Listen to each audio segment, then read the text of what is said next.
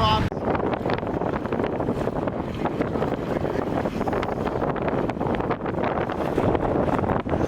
Okay, this side, 3 feet deep, like 20 right now. I keep going in. I think as far as we want to go. Yeah, drop it. Go. There's a reef right there.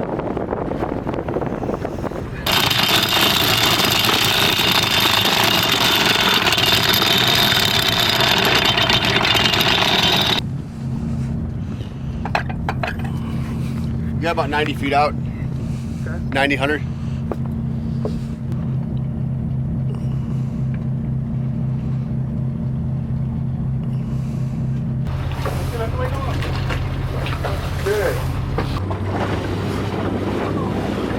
Mine is perfectly still.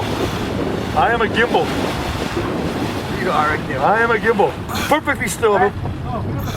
Really big professional here, Mario. ¿Qué tal el phone, please? Ready, dude. That purple behind The phone is in the frame. The phone is getting the shot.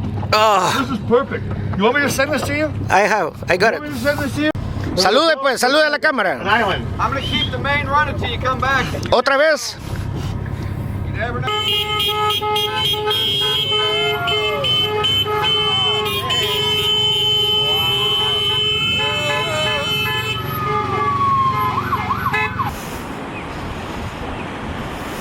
Beautiful. Fantastic.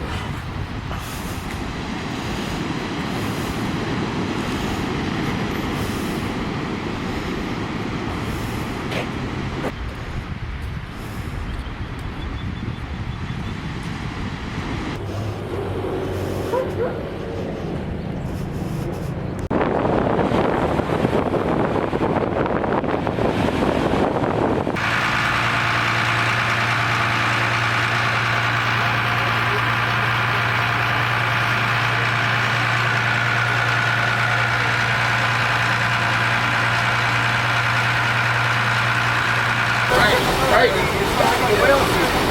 Yeah.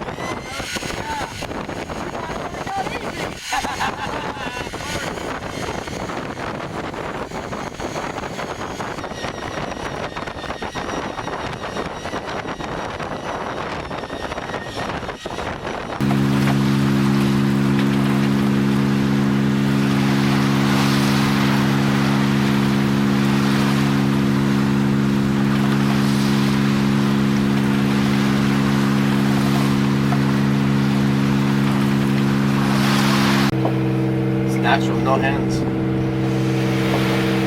I met Jeff 15 years ago in Portland, Oregon. We did some work together. Jeff was a contractor, a general contractor. So we had projects and we became friends at that point. And then about 3 years ago, he bought this boat, which I thought was a perfect project for me. And I thought that it was a once-in-a-lifetime opportunity and a great adventure. I think he was looking for a fishing boat because we used to go crabbing together in Oregon, and he came across this, and I don't think he was taking it serious, but then he started to talk to some friends, showed it to his family, and they said, go for it.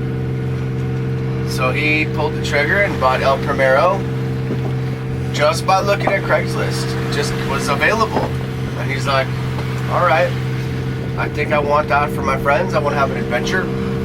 He had a captain originally, but he wanted to take it to Central America, refinish the boat. That's always been the project. In the purchase of the boat, the original captain died. So Jeff had to become captain. And Jeff, up until El Primero, really only had a boat that was 16 feet long. This boat is 125 feet. So quite a different vessel.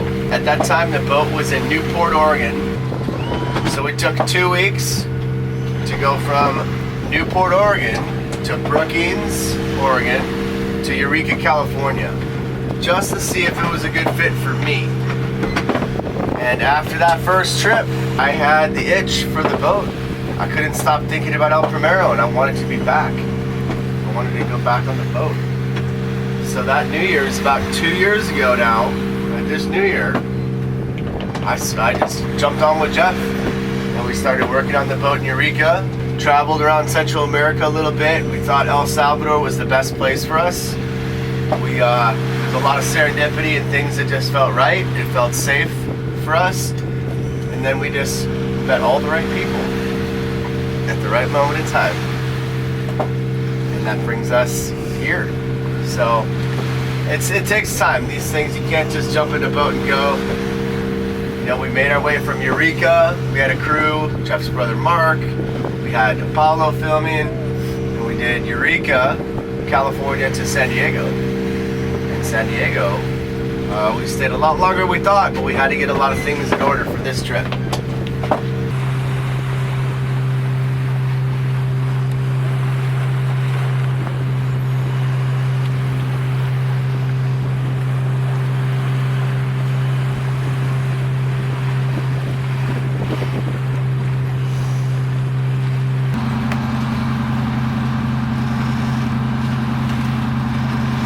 Changed quickly from 280 to 28 feet, so currents are strong and erratic. It is very easy to get set off your course here.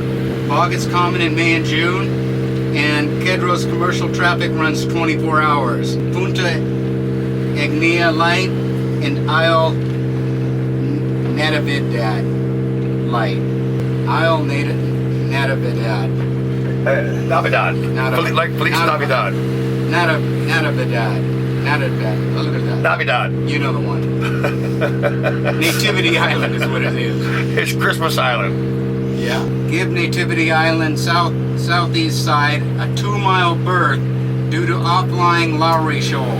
Okay. We don't recommend it, but if you must use this tiny anchorage south of Roca Plana and up the village on the southeast end, it's safer to approach from due south. It says gnarly surfers wrangle rides out to Nativity Island, and advanced scuba divers have 5 wrecks to explore, so that doesn't sound good at all. Meaning that there's big heavy surf out there in the middle of no man's land if those surfers are asking to get out there. Gotcha. Yeah. I think we're gonna see more than that. That's awesome.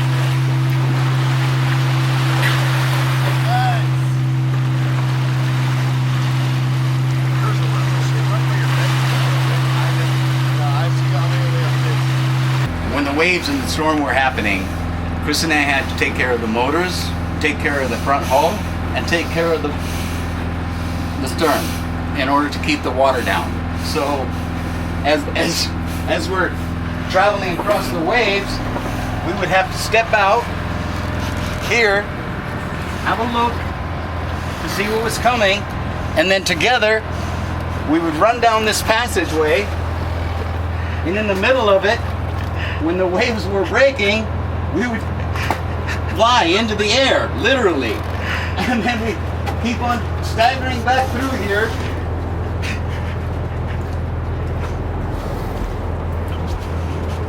Come around the corner, and then like the waves would crash again, and you would literally be flying around this and then back down here in order to get to the pumps, in order to check the pumps and make sure they're still running. And then it's back, coming out here, holding on, looking down here and timing it, and then running back down this aisle again. And then flying through the air as quickly as you can. Get in here, and then down to the engine room. All All of this stuff that you see here was on the ground. Broken glass everywhere. Things falling off the shelf here, everything. Side to side, all of this is moving back and forth. And you can hear it creaking. And we had to come through here and then come down this passageway, which is where the engine room is at. During these times, when we're traveling like this, we've got to keep these bulkheads blocked off for safety. We get down here, disengage, open the door. Once we get inside the engine room, we slam the door shut, lock it, lock and forth, lock and forth, check the temperature of the bearings to make sure they're not overheating. All the temperatures, water, oil, just to make sure everything is okay. Open our way down to here where the transmission is. We have to check the levels of the transmission, check the levels for the bearings to make sure that the bearings right here are not overheating. Because if anything should happen to any of this while this is going on, that's it. It's over. We're done. We stalled out at sea. So we have to check the water level because we're getting water the whole time this is happening because we're splashing down into the waves. And I'll show you what happens when that happens. But right up here is a passageway. And what was happening is the bow is going into the waves. We're coming up here. And we've got to get our pump systems right down in here. But as we're doing this, 55-gallon drums of water are crashing down right through this opening. Then we come into here. The whole time, all of this is rocking, and we're flying through the air. When we get in here, the water is all the way up into this area right in here, like this deep. All of this is all water, everything. And we're putting the pumps in here. We've got to open these windows, these small portholes, put the hoses out the windows. While we're doing this, the water is splashing through these windows. Gallons and gallons and gallons. Then, because we haven't had the chance to work the boat over yet, these pumps that we're using need electricity. And the power is right here. But as we're trying to plug these in, we're getting shocked to pieces because naturally this is a steel hull, this is electricity, and there is water everywhere. This whole room was full. Okay. Yeah, down here was an entirely different experience than it was above decks. The water that was crashing onto the bows and crashing onto the boat, this is a 2-story boat, 120 feet long. And you can hear the prop coming out of the water and spinning. That's how big the waves were. And when they would crash over the bow, this whole area would just become a waterfall down into this area that is a lot of electrical stuff that we have not, had time to work with until we get to El Salvador. But you can imagine dealing with this in the midst of all that water pouring into the boat. It was quite an ordeal. Everything that happened, you had to hang on to everything as you're moving. Everything. Everywhere. The whole time. And yeah, it's hard to explain to anybody that's above decks what was going on below decks. But we came so incredibly close to going down at sea. I have no doubt about that whatsoever. I mean, this whole front room was waist deep with water. I mean, we came this close to going down. It was It's adventure, man. it was quite an ordeal, to say the least.